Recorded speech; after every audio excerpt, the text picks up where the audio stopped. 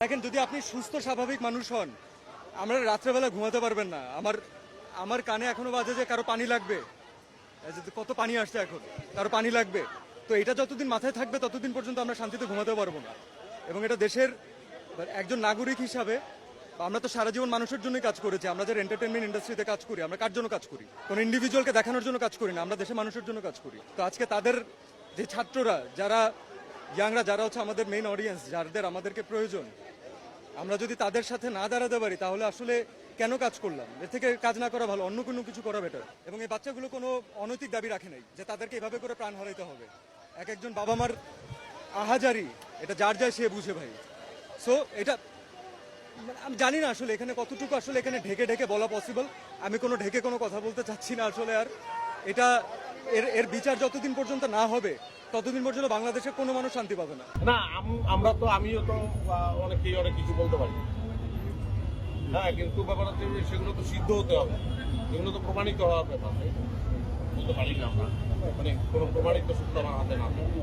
আজকে এখানে এসেছি কারণ আমার মনে হয় যে কোনো যৌক্তিক, বিবেকবান, মননশীল মানুষেরই এই যে এত ছাত্র হত্যা হলো এবং ছাত্রদের উপর নিপীড়ন হলো, সেটা মেনে নেওয়াটা খুব কঠিন। আমার মনে হয় যে কোনো মানুষের জন্য এটা মেনে নেওয়াটা কঠিন। এটা যেন সুষ্ঠু বিচার হয়, সেইটুকু প্রতিবাদ, সেইটুকু চাওয়া তো আমরা চাইতে পারি।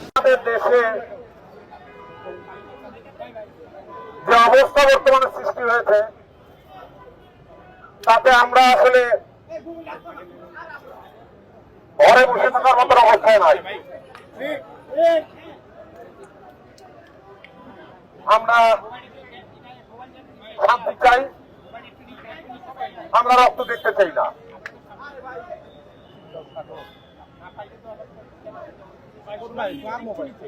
আমরা সকল নির্যাতন, গোলাগুলি, হত্যা, রক্ত এগুলো দেখতে চাই না। এগুলোর বাইরে আমরা থাকতে চাই, আমরা শান্তি। বাবা এখন কোথায় জানো? হ্যাঁ, কোথায়? মারা গেছে। অবুঝ শিশুর অবুঝ প্রশ্ন, কি দিয়ে দেব সান্ত্বনা? আমি চিৎকার করে কাঁদিতে চাহিয়া করিতে পারিনি চিৎকার।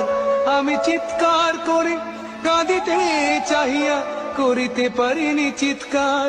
বুকের ব্যথা বুকে চাপাই নিজেকে দিয়েছি ধিক্কার।